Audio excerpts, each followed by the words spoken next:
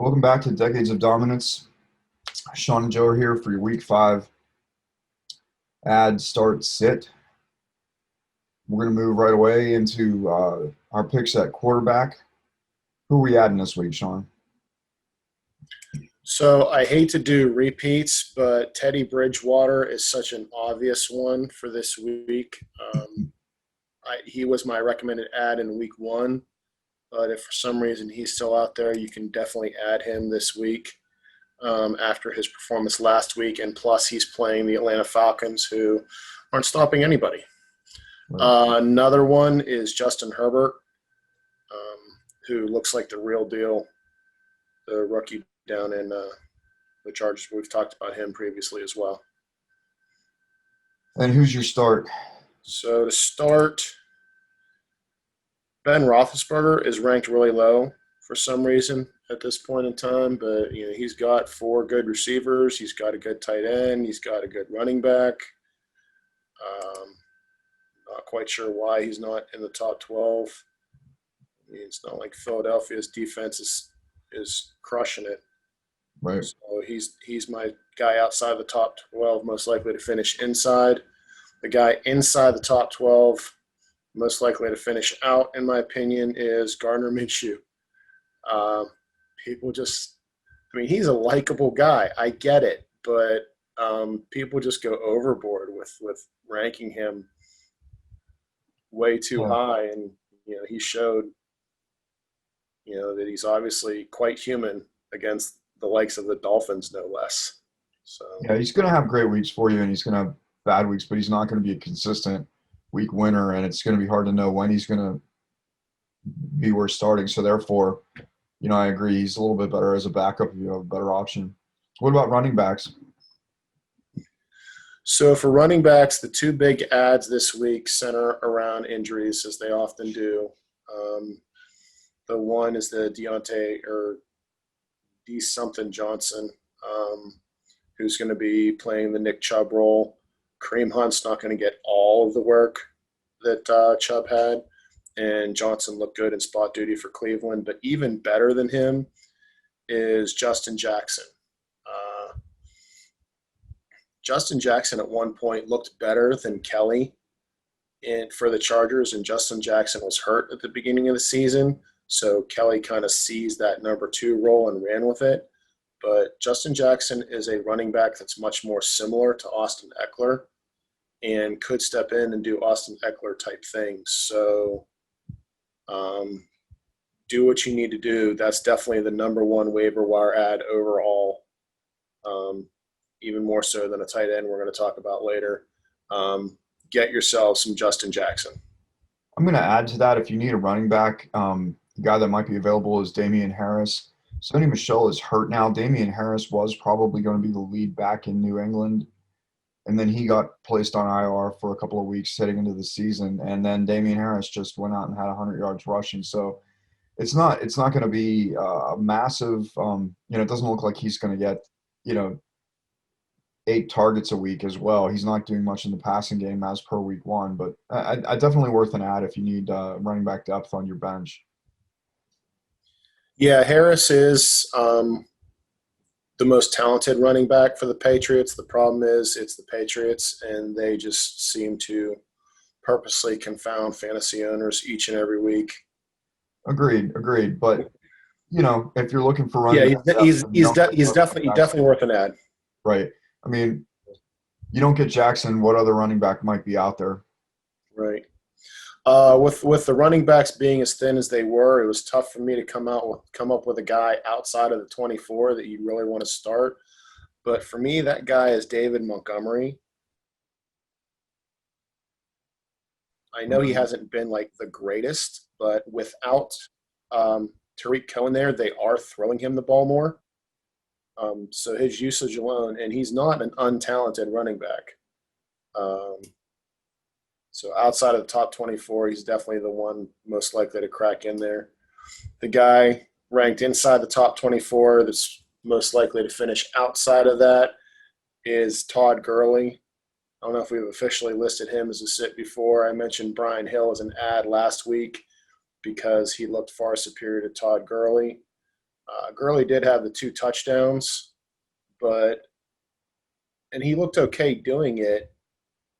But even when he looks okay, the Falcons just seem to want to use him so sparingly. I don't know if they're trying to save him for something, but they're 0-4, so Right. it's just hard. And the really confounding part is they're not throwing him the ball, which Atlanta usually throws to their running backs a lot, and Gurley can catch, but they're just not doing it. So I would sit him if you can. Right. And Atlanta just seems to be all over the place. Calvin Ridley had a goose egg this week. I don't think Hurst did too much. Gurley had the 2 touchdowns, but if he didn't, he would have had a bad week. So he's touchdown dependent, which at least you can count on him as getting goal line work. So if you have him and you don't have a better option, then sure. But if you have a better option, then I agree if that's it. And not only Brian Hill, but Ito Smith took a bunch of snaps from him last Agreed. week. So what about wide receivers? So the ad may be a little on the obvious side, but just in case, it's Debo Samuel. He is off IR, and he is Debo Samuel. So they brought him back in a limited capacity this past week, but I think they're going to continue to lean on him more and more. He showed that this is my bike now mentality, and that's just going to become more and more prevalent as the weeks go on. His teammate Brandon Ayuk is also, I mean, if he's not added, definitely add him. People were saying, oh, when Debo comes back, Ayuk is going to be an afterthought. No, Ayuk is a good player in his own right. Both of those guys are definitely roster worthy. And your start? My start is Jamison Crowder. I know it's bizarre to see a Jet in a good light, but the fact is, who else do they have? Who else are they going to throw to? Yeah, on the basis of Sam 23 Darnold targets. actually looked pretty good Thursday night. There was a point where I'm like, oh, wow, Sam Darnold is not going to allow himself to lose to a third-string quarterback. And but then they jetsed it up. Yeah, Crowder's still their main weapon, and will get peppered with targets each and every game. So PPR, he's a good start, and he's being ranked outside of the top 36.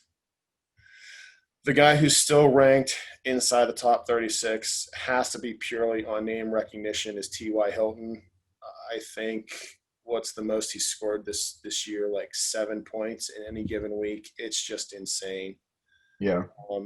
You keep thinking, well, maybe this is the week. Like, okay, Pittman and Paris Campbell are hurt, so he's the really only wide receiver they have. So they've got to throw him the ball, right? Keep Nope. in mind, we've talked about this before with Philip Rivers. Philip Rivers is the kind of quarterback who tends to feed a tall, athletic tight end. He tends to feed a taller wide receiver that he can, hit with a contested catch. T.Y. Hilton is more one of those Antonio Brown types, I feel, where the wide receiver has to really be able to drop it into tight coverage and really put it into a specific area. Like if you don't have the rapport, maybe later in the season they'll get it. But if you're throwing a contested catch up, you don't necessarily have to have that rapport with the wide receiver that you have to have to know exactly when to throw it. That T.Y. Hilton's going to be open for that third of a second, and they don't have it. Yeah, well, I mean, Rivers was looking okay connecting with Paris Campbell. Rivers also connected very well with Keenan Allen, who's actually not that dissimilar from T.Y. Hilton. The fact of the matter is, Rivers is done, and he's been done for the past couple years. He's terrible. I always saw Keenan Allen. Maybe my stats on this are wrong. I saw him as a taller, bigger jumper. I saw his style as being a little bit more different and a little bit more direct. He would go less complicated routes than Ty. But maybe that's just me. Like Keenan Allen would beat a guy on a contested catch, whereas T.Y. Hilton would find a way to get open, and you could just throw a dart. Maybe. I mean, could be maybe that's not good analysis on him, but I just saw them as different types of wide receivers. So at tight end, the obvious ad is Baby Kittle, aka Robert Tonyan. Um, Sean, if you don't mind, I'd like to talk about this guy because I actually added him before the week. I was looking at his video. They had the game postponed, potentially postponed, and I had a couple players on Monday night, so I added Tanyan in case I had to sit Kelsey in one of my leagues. And I looked at his stats prior, and it looking at the highlights, and as you said, this guy has become the wide receiving tight end for Green Bay. Um, when Jay Sternberger is out there, he's the blocking tight end, and Tanyan is the pass catcher. He's getting a lot of looks. He's getting athletic looks. They're throwing to him in coverage. They're not using him as just a goal line target. Now, granted, a lot of their wide receivers are hurt right now, but I don't see any reason to think that Tanyan won't be the tight end going forward. And it's going to be a while before Green Bay's wide receiving core is back at totally full strength with Lazard out. And Tanyan's the same type of target as Lazard. So if you like Lazard as a wide receiver too, then you got to love Tanyan as a TE, potentially a TE1. I wouldn't just add him. If you don't have a great tight end, I would add him and start him. Back to you. yeah. Although a guy that I would start over Tonyan is Jonnu Smith, who I forget where he was when I glanced at the rankings, but for some bizarre reason, he was outside the top 12. I think the only week he didn't finish as a top 10 tight end was last week when he was on a bye. Mm. So having him outside the top 12 just made him an obvious, um,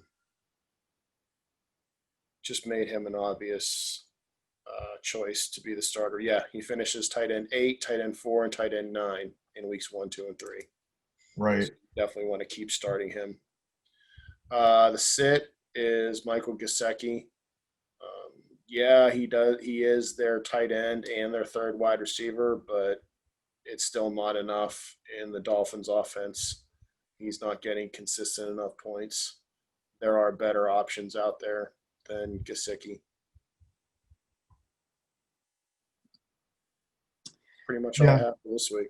Right. There certainly are guys that you would start over Tanyan, but I just mean if you have one of those if you waited late in your draft and you picked up a tight end, Oh, uh, I agree. you Yeah, know, Tanya wouldn't be a bad start. That was just my segue into no, and it's a good start good tight end every segue, week and with Johnny Smith. I agree. I would start Johnny Smith over Tanyan, but I still think Tanyan is potentially a top 10 tight end this week. And I mean, what he was TE1 this past week, so. Right. Yeah, well, that's a decade of dominance trying to help you out with your ads and sits and starts for week 5. We'll see you next week. It'll just be Sean next week. Peace.